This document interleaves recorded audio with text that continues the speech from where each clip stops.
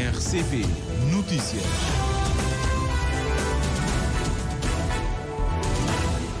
Relógio marca 13 horas em Cabo Verde. Está a começar o Jornal da Tarde da RCV para esta terça-feira. Abrimos com os títulos. Boa tarde. Sistema Nacional de Saúde pode contar com equipamento que poderá ajudar no diagnóstico de problemas cranianos. Saneamento na Ilha do Sal continua a suscitar reações. Desta vez é o PICV na ilha, na bancada municipal, que alerta para riscos devido à grande produção de resíduos no sal. Arranque das atividades que celebram os 50 anos de independência nacional devem começar no dia 25 de abril. Principais governantes norte-americanos responsáveis pela segurança demonstram desdém pela Europa num grupo restrito de comunicação. E o presidente do Burundi acusa o vizinho Ruanda de estar a planear alimentar o conflito no seu país. Estas e outras notícias para acompanhar neste jornal, numa edição e apresentação do jornalista Anatólio Lima. Boa tarde.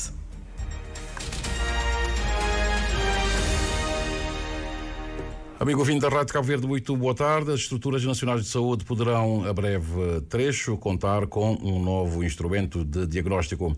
Trata-se de um tenógrafo craniano, uma tecnologia italiana de ponta apresentada hoje às autoridades sanitárias num ato a que assistiu o Ministro da Saúde. Jorge Figueiredo destaca as características deste aparelho e as vantagens que traz ao Serviço Nacional de Saúde. Ela, por exemplo, vou dar só a título de exemplo, estamos na Brava, há dezenas de casos de dores de cabeça, situações de epilepsia, que o médico não sabe muito bem o que é que se trata, se é necessário fazer uma tomografia ou é necessário fazer uma ressonância. Esse aparelho permite ser transportado até a Brava, fazer os exames necessários a essas 20 ou 30 pessoas e diagnosticar e saber qual delas, de facto, precisará de uma tomografia ou de uma ressonância. Significa com isso que é uma redução grande de custos envolvidos neste processo. Ainda assim, assevera o Ministro, a nova tenógrafo craniano só será adquirido caso fique comprovada a sua eficácia. Portanto, mas antes de ser adquirida, ela está a passar por um processo de reconhecimento por equipas técnicas internacionais. Neste momento está no Brasil, em São Paulo, provavelmente um pouco na Europa. É uma tecnologia italiana, não é? E que, caso de facto seja aceite, ela beneficiará com certeza uma parte significativa da população, porque ela pode ir lá onde está de facto a gente. As inovações em saúde são sempre dispendiosas, mas o novo aparelho de imagem apresentado hoje tem a vantagem de reduzir substancialmente os custos, pelo que, assevera Jorge Figueiredo, o Ministério da Saúde não deixará de o adquirir se a sua utilização for aprovada por peritos da matéria. Cabo Verde dá passos importantes para a construção de um futuro mais resiliente e sustentável com a implementação do projeto de reforço da capacidade de monitoramento do clima e também do tempo. A iniciativa, que conta com o apoio de organizações internacionais, visa capacitar o país tecnicamente e contribuir para a melhoria da qualidade das observações do tempo e do clima a nível nacional e também global. A Dina Almeida tem os pormenores.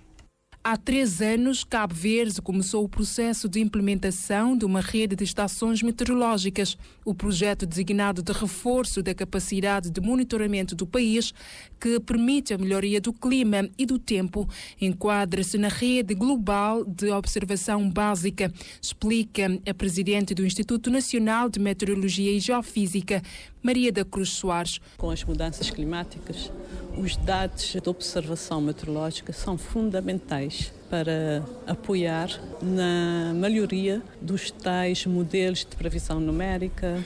Como há vários países que não conseguem manter uma rede de observação, monitorização do tempo e do clima, então existe uma vasta área que não temos dados meteorológicos.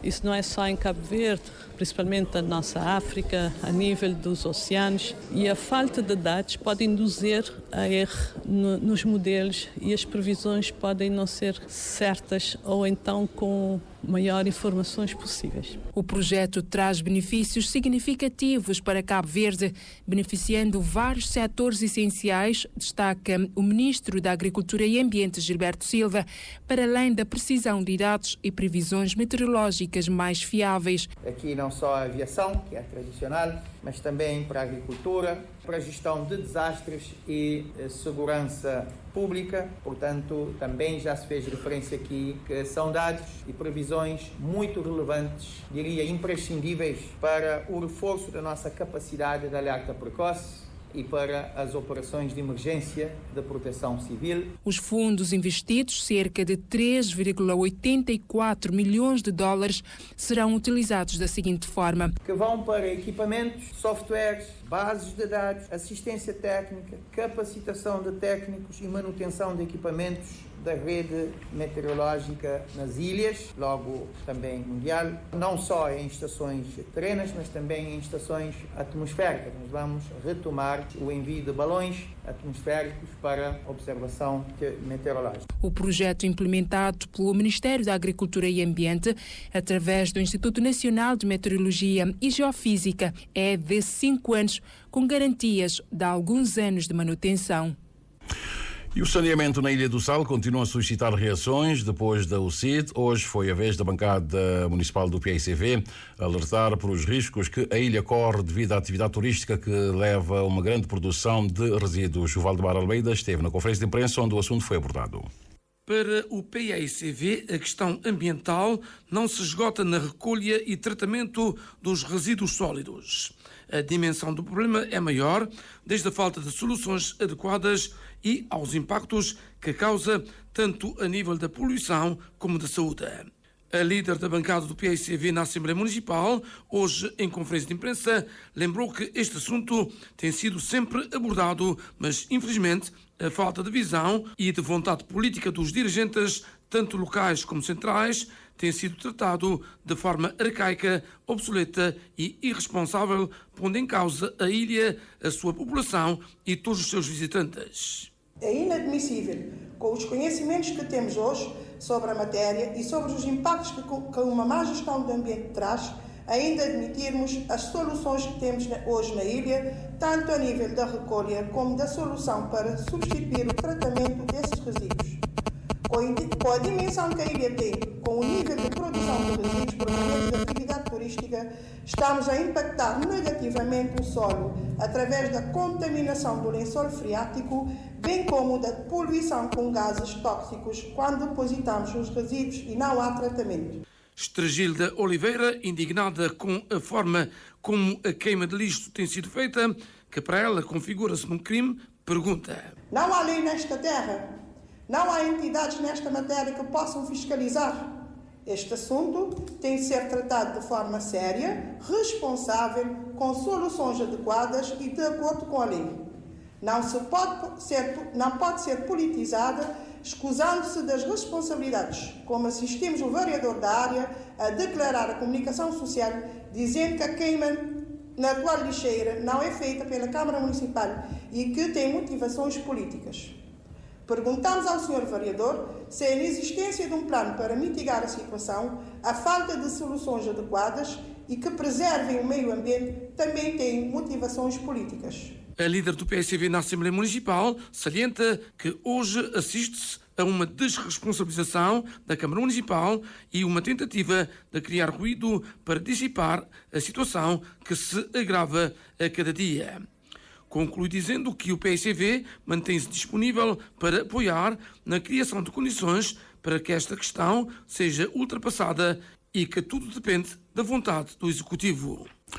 Continuamos ainda na Ilha do Sal, onde a TUI Care Foundation fez hoje em Santa Maria a apresentação do seu programa TUI Future Shapers, uma iniciativa que visa capacitar jovens empreendedores locais e organizações sociais para responder aos desafios do turismo sustentável em Cabo Verde. A Carciana Lima vai nos dizer do que é que se trata. A sessão, que contou com a presença de representantes de instituições, empresários e ONGs salenses, marca o arranque oficial das atividades do programa TUI Future Shaper, uma iniciativa que fomenta o empreendedorismo e a inovação sustentável em Cabo Verde, oferecendo formações, mentoria e apoio à incubação de projetos. O evento serviu para dar a conhecer os objetivos, as áreas de atuação e as atividades previstas para os próximos meses. O chefe de iniciativas estratégicas na TUI Care Foundation, Miguel Figueroa, explica que o propósito é gerar oportunidades de emprego na Ilha do Sal. Isla de Sal, como Boa Vista, representan un 78% de los turistas internacionales. Y lo que vemos es que hay una oportunidad increíble para trabajar las cadenas de valor de turismo dentro de la isla, ¿no? Que vayan mucho más allá de los hoteles, que pasen a los restaurantes, que pasen a las experiencias, que pasen al transporte, que pasen, por ejemplo, artesanías. Entonces, lo que buscamos con el programa Future Shaper Program es generar que los emprendedores desarrollen oportunidades de negocios nuevos y los que ya existen puedan crecer. Além de formar, aumentar o acesso ao financiamento, Samir Pereira, gestor do programa TUI Future Shaper, explica que a incubação de negócios será um pilar importante. Acreditamos que juntar tudo isto é muito importante, ou seja, capacitar os empreendedores que vão participar, dar-lhes a orientação necessária, mas através de um programa de incubação fazer todo o acompanhamento, seja durante o processo de desenvolvimento de raiz do negócio, seja durante o processo de crescimento do negócio, isso já direcionado para um negócio já existente. Acreditamos que os programas de incubação acabam por ter um impacto muito maior do que apenas dar formação ou dar acesso ao financiamento. Então, todo esse processo em conjunto certamente irá trazer melhores resultados e mais do que permitir gerar novos empreendimentos, novos empregos ou melhorar as atividades que já existem, nós queremos depois que sejam atividades que tenham um impacto a nível local e o impacto principalmente na resolução das necessidades que conseguimos observar aqui na Ilha do Sal. Para além do acesso online, as pessoas podem obter informações sobre este programa de forma presencial na TUI Future Shaper House, localizada em Santa Maria. E vamos agora a São Vicente, onde está uma embarcação que poderá vir a reforçar a frota pesqueira nacional. É que, pela via do abandeiramento, o nosso país poderá ter em breve um navio cercador em reparação no estaleiro naval em São Vicente. A embarcação foi visitada esta manhã pelo ministro do Mar. Com otimismo, Jorge Santos traça vantagens que o processo possa trazer para a industrialização da pesca no país e a sustentabilidade da indústria transformadora. O José Pedro Santos acompanhou a visita que o ministro do Mar fez ao navio e nos dá outros elementos sobre a embarcação. O processo de abandeiramento do cercador Alesca é a oportunidade para o país ter um primeiro navio de pesca semi-industrial. Propriedade de uma empresa espanhola, a embarcação tem pescado há vários anos nas águas cabo-verdianas com registro marroquino. O interesse da companhia armadora em dar ao cercador a bandeira nacional é encarado pelo Ministro do Mar como mais um passo na construção da base da pesca industrial que o Governo pretende para o país. Tivemos aqui a convite dos armadores para ter uma ideia clara e a complexidade da industrialização da pesca.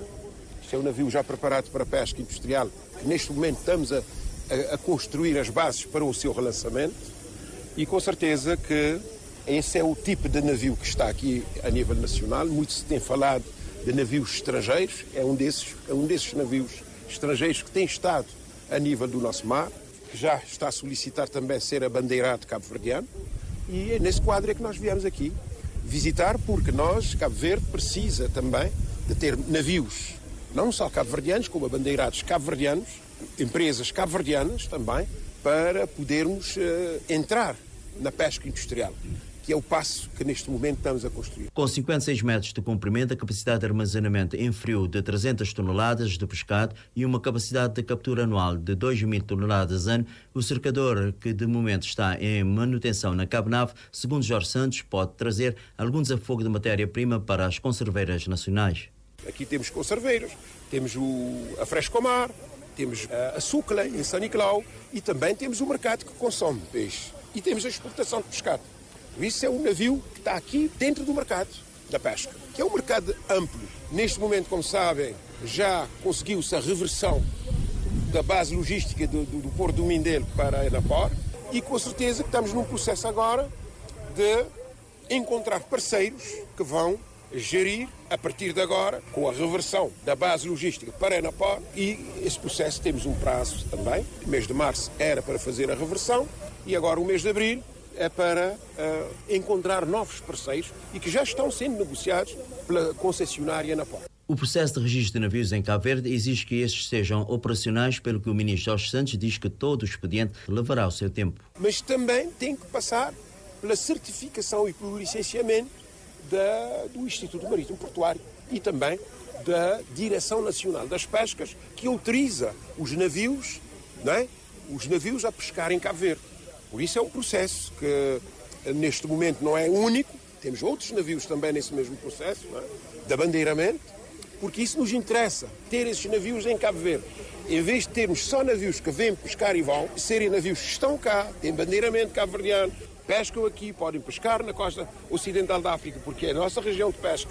Podemos pescar desde Mauritânia, que temos acordo bilateral, no mar da Guiné-Bissau, até a Costa do Marfim. Outra perspectiva positiva que o Ministro do Mar tem da questão do abandeiramento de navios é da criação de novas oportunidades de emprego para tripulantes com especialidade no ramo da pesca semi-industrial ou industrial que já estão a ser formados no país.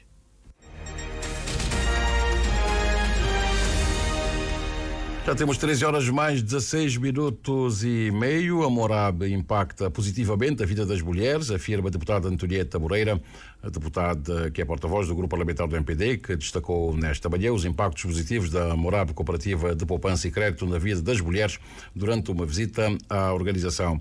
A visita teve como objetivo preparar o grupo para o debate com o primeiro-ministro, que vai acontecer amanhã, sobre políticas de proteção social e empoderamento económico dirigido às mulheres.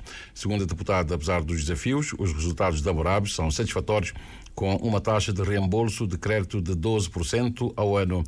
A deputada sublinha que a organização atende atualmente cerca de 3 mil clientes, dos quais 60% são mulheres, contribuindo diretamente para os esforços do governo em reduzir a pobreza no país. Edna Barros tem os detalhes.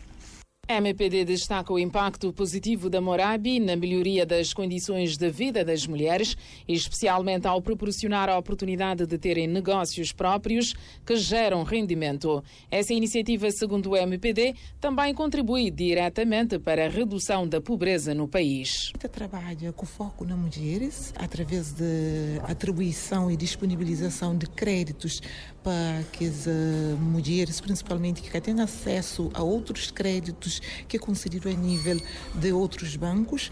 Então, nota hoje tudo aquele que é impacto que a Morab tem na vida de mulheres que estão lá na comunidade, lá na bairros, que têm acesso a crédito para permitir muda de vida, ter qualidade de vida e traz de pobreza e de pobreza extrema, porque também esta faz com que não alcança a erradicação da pobreza de forma mais fácil. O governo permite que a Morab acede a um recurso junto de banca, emissão de garantias no valor de 100 mil contos, que permite a Morab alavancar esses recursos para permitir que mulheres tenham mais acesso a crédito. A deputada nacional Antonieta Moreira afirmou que, apesar dos desafios enfrentados, a taxa de reembolso é considerada satisfatória. E 60% de que esses 13 mil são mulheres. E mulheres com resultado satisfatório, porque há todo um relato de mulheres que estão conseguindo fazer,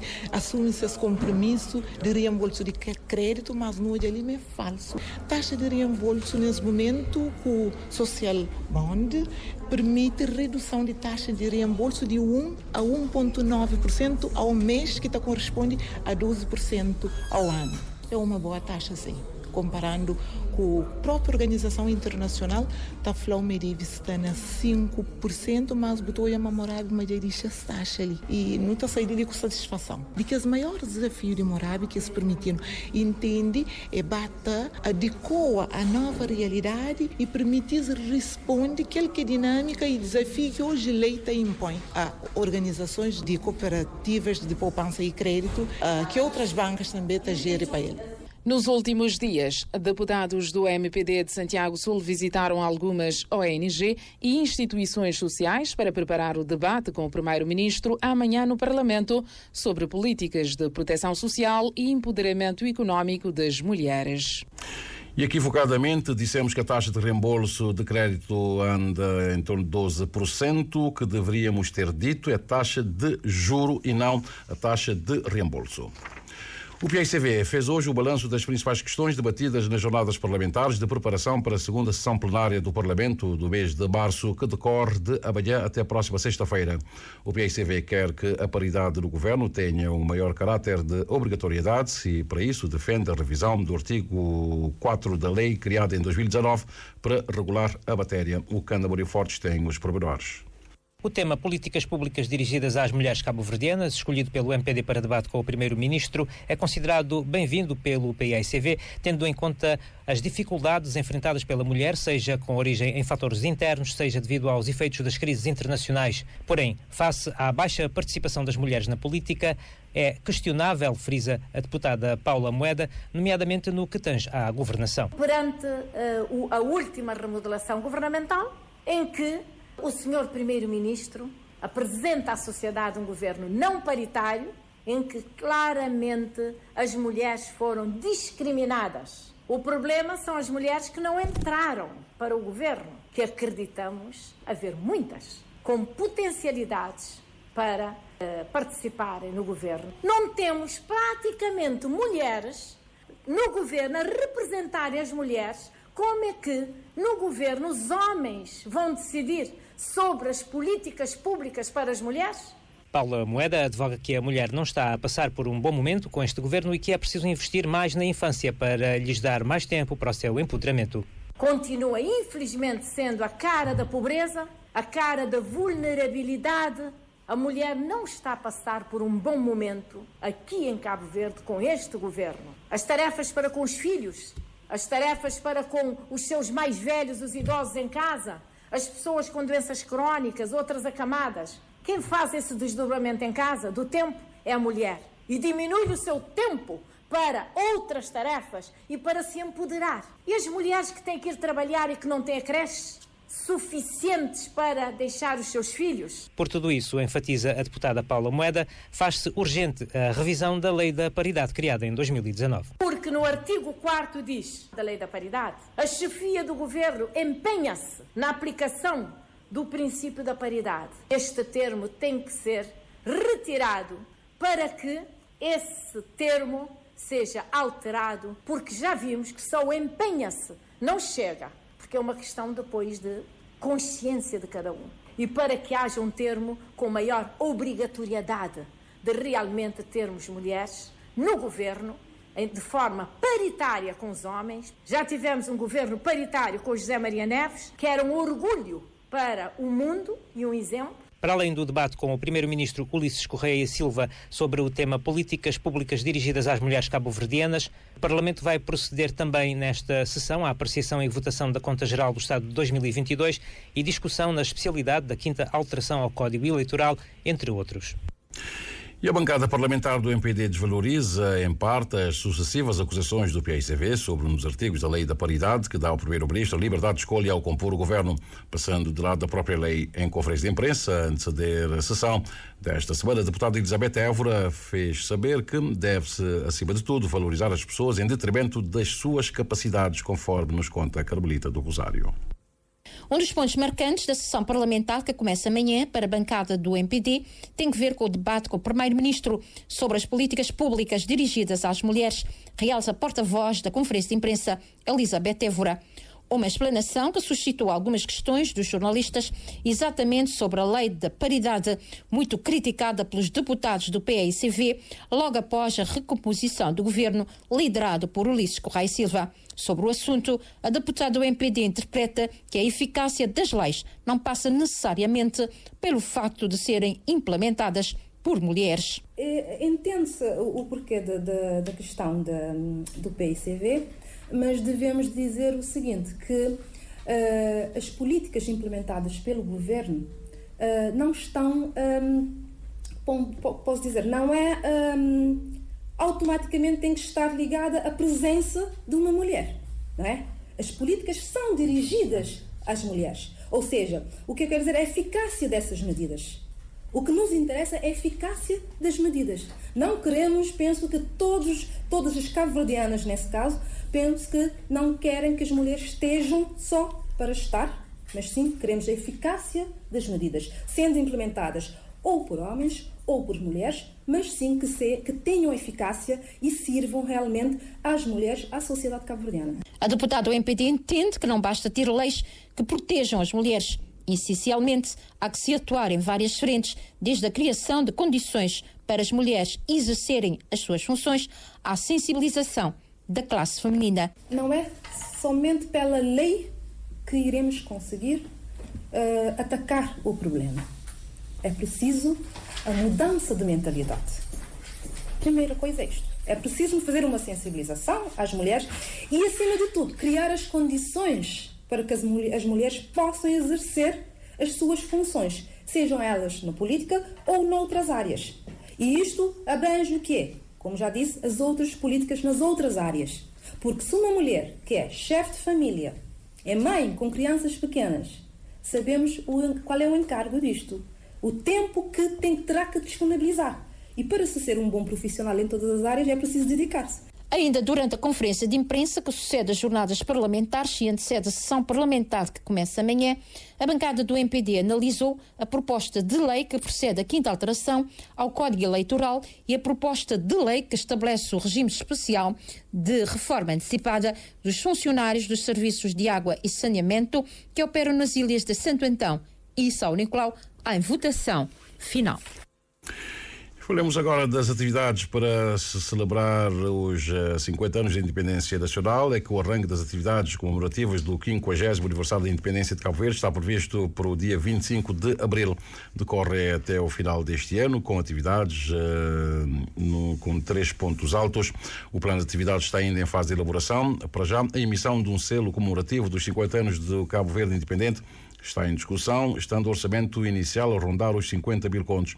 Informações avançadas pela Presidente da Comissão Nacional Organizadora das comemorações dos 50 anos de independência do arquipélago, a ministra Janine Leles, à saída da primeira reunião desta Comissão Executiva, conforme a Joana Lopes. A comissão reunida hoje no Palácio do Governo é presidida pela Ministra de Estado, Janine Leles, e integra também um elemento da mesa da Assembleia Nacional e vários departamentos governamentais. Vai ser um programa deslizante até o final do ano. A ideia é congregar as várias entidades, várias organizações da sociedade civil para juntos fazermos uma festa muito bonita. Prevê-se 3 pontos altos, que seriam, primeiro momento, seria a abertura oficial das comemorações, com a data indicativa de 25 de abril, depois um momento alto que seria propriamente o Dia da Independência, 5 de julho, e depois um momento final. Portanto, as ideias que estão sendo gizadas é mais no sentido de envolvimento de todos, de fazermos e promovermos debates que fazem a avaliação do percurso que nós já percorremos, mas também do que nós queremos para o futuro desse Cabo Verde. E é neste sentido que os trabalhos estão a ser desenvolvidos. A esta comissão cabe apresentar o projeto de proposta de programa à Comissão de Honra, presidida pelo chefe de Estado e na qual participam órgãos de soberania como o chefe do governo, o Supremo Tribunal, entre outros. E o propósito é valorizar o meio século de conquistas do Cabo Verde independente e refletir sobre os desafios a encarar, envolvendo todos sem descurar a nossa diáspora, explica a presidente da Comissão Executiva. O programa é a questão do selo que já aqui foi colocado. São várias iniciativas de entidades estrangeiras que nos oferecem a disponibilidade para participarem. Coisas que estamos agora afinando em termos de conceptualização do programa para depois integrar no nosso plano de atividades. O que eu posso dizer é que há uma muito boa vontade, vamos dizer assim, uma interação muito positiva e uma dinâmica grande de todos a quererem contribuir para que tenhamos aqui uma cerimónia bonita, ao longo desses meses, aliás, várias cerimónias ao longo desses meses para celebrarmos Cabo Verde, a nação cabo-verdiana, todos os ganhos que nós temos tido até agora e perspectivar esses desafios. Haverá comissões conselheiras lideradas pelos presidentes das câmaras municipais para, nessa sinergia global, envolver a diáspora e as nossas comunidades. O orçamento inicial é de 50 mil contos, assegura Janine Lelis. Nós temos um orçamento inicial, está em 50 mil contos, e o plano de atividades, como eu disse, é algo que vai acontecendo, porque é impossível programarmos de hoje todas as atividades que seriam desenvolvidas até o mês de dezembro. A concepção do programa, depois de concluída, deve ser validada pelo Presidente da República e, a partir daí, ajustar o plano de atividades. Alcançamos já o Equador da hora 13 horas mais 30 minutos. Da Ilha do Sal chega-nos a informação de que uma loja que vende produtos eletrónicos foi assaltada na ilha. Um funcionário e a dona do estabelecimento garantem que os prejuízos são avultados, conforme apurou o Moisés Évora. Uma loja de produtos eletrónicos foi assaltada na madrugada de hoje. A câmara videovigilância dá conta de se tratar de um homem encapuzado que conseguiu levar mesas de DJs, escutas, telemóveis, colunas e tablets. O funcionário Edinho Barreto explica como o indivíduo entrou na loja. Janela que é grade, ele sabe aquele grade, ele viu que foi quebrado, foi cortado. Ele entra para um grade, só macro, um bocadinho alto. Ele entra, ele esteve na parte de cima, a gente tem duas divisões. Esteve na parte de cima, depois ele esteve ali na parte de baixo, onde ele recolhia que principalmente aquele back foco e na telemóvel. E a dona do estabelecimento, Nélida Nascimento, que vive na Bélgica, chegou para alguns dias de férias. Ela adiantou, no entanto, que os prejuízos poderiam ser ainda maiores caso a porta principal da loja tivesse sido aberta. Se está abrir aquela porta, se podia levar box JBL, tudo que é coisa que se é grande. Mas como é que consegui, eu digo que está a poder. Mas que me se preocupa porque me entrei em contato com a polícia judiciária, nós não também fazer nosso trabalho. Me tive que ficar ali para transferir para a polícia, porque me tenho contato ali na sala da minha sala, me nasci, criado ali na sala, mas eu tenho 30 anos. Como embarcar, mas só de sempre ali. Então, me tenho contato ali, as pessoas não estão apanhando. Me tenho que dizer, por favor, quem a gente está a vender, algumas pessoas ganham boa está a vender qualquer produto que você vem da Europa, por favor, acabou de comprar. Entre em contato com nós. Quem sabe um dia, pode ser recompensado. Um dia. E pena do que acontecer, um bem dia de domingo. Só passou uns dias para ver relaxar um bocadinho, mas para jogar ali, o stress ali, e que é fácil. Mas Deus e Pai. Um assunto que está sob a alçada das autoridades. A loja fica no centro da cidade de Espargos.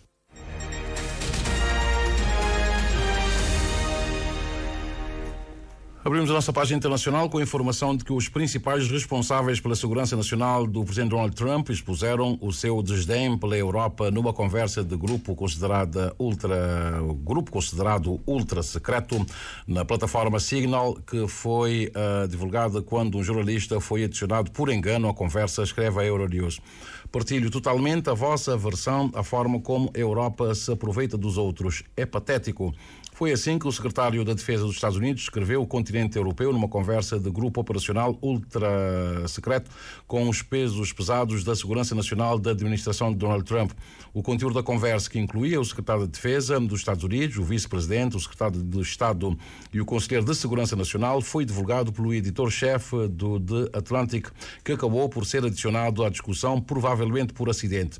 Na conversa que o Conselho de Segurança Nacional dos Estados Unidos disse para ser autêntica, o grupo discutiu os ataques planeados contra os rebeldes Houthis, apoiados pelo Irão, no Iêmen, que começaram horas mais tarde. Por além da informação operacional ultra-secreta sobre os ataques, a conversa também revelou o desdém dos Estados Unidos da América pela Europa, que o vice-presidente expressou pela primeira vez durante o seu discurso na Conferência de Segurança de Munique. Na conversa, cujos pormenores se tornaram conhecidos, conduzida na aplicação, não utilizada para conversas oficiais confidenciais, o vice-presidente norte-americano disse o quanto odiava socorrer a Europa, novamente alegando que os ataques aos Houthis e o subsequente desbloqueio das rotas comerciais beneficiariam mais a Europa. é que 3% do comércio dos Estados Unidos passa pelo canal de Suez, enquanto que 40% do comércio europeu passa por ele. E há um risco real de que o público não compreenda isto, ou porque é necessário, disse o vice-presidente dos Estados Unidos no início do debate.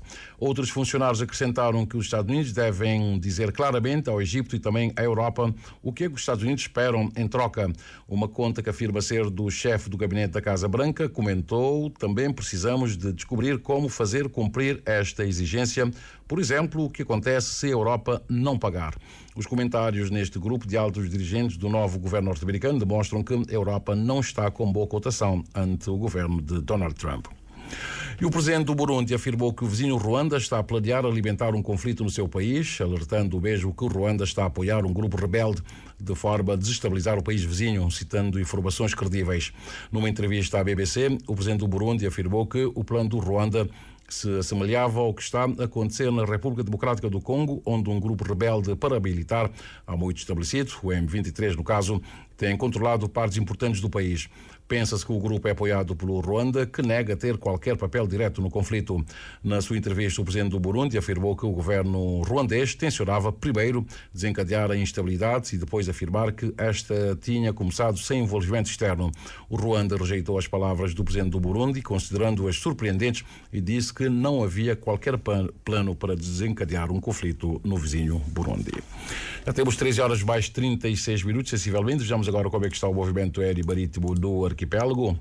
Em termos de movimentação aérea, várias aeronaves que vão para o Sal e para Boa Vista. Estou aqui a contar pelo menos 8 aeronaves que irão para Rabil e também para os Espargos. De resto, em termos de outra ligação interna, apenas um aparelho da Transavia que partiu de São Vicente e foi para a Ilha do Sal, mas é um aparelho de uma operadora estrangeira. Em termos de movimentação de voos internos, neste momento, nenhum registro.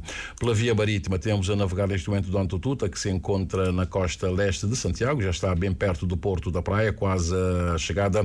É expectável então que dentro de sensivelmente 20 minutos, 25 minutos, se tanto o Dom Tututa esteja atracado aqui ao cais da praia. Nenhuma outra informação relevante também para partilhar com o amigo ouvinte em termos de movimentação marítima. Pelo que falemos agora do movimento das marés, bem como que nos dizem as tabelas solares em relação aos melhores momentos para a pesca.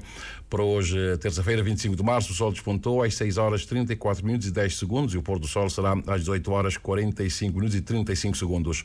A lua está na fase minguante, vai se pôr pelo sudoeste daqui a pouco, às 15 horas mais 8 minutos. E a primeira baixa-mar foi às 9 horas 17 minutos e a seguinte será às 21 horas mais 11 minutos. A primeira pré-bar aconteceu às 3 horas e 27 minutos e a seguinte será às 15 horas mais 45 minutos. Os dados apontam que hoje será um dia regular para pescar, sendo o melhor momento do que resta do dia, das 20 horas e 43 minutos até às 22 horas e 43 minutos.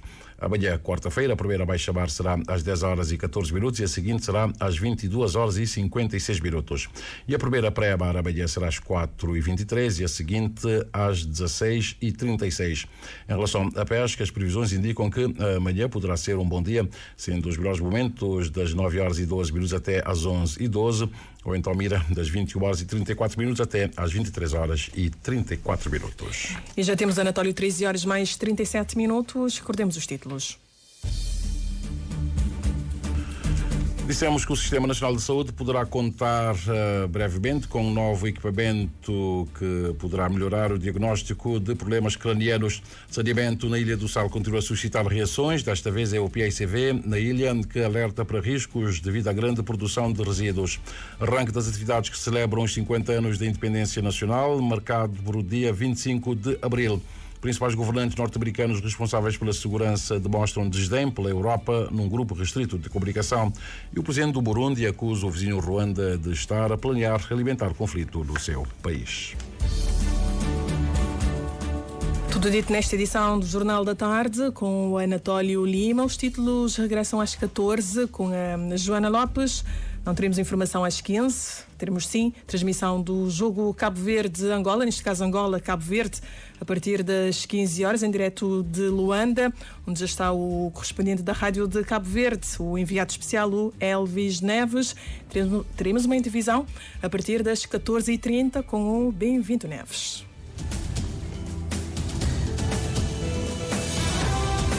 Mais informações em www.rtc.cv e na aplicação RTC Mobile. RCV, o rigor da notícia e o melhor da informação a cada hora.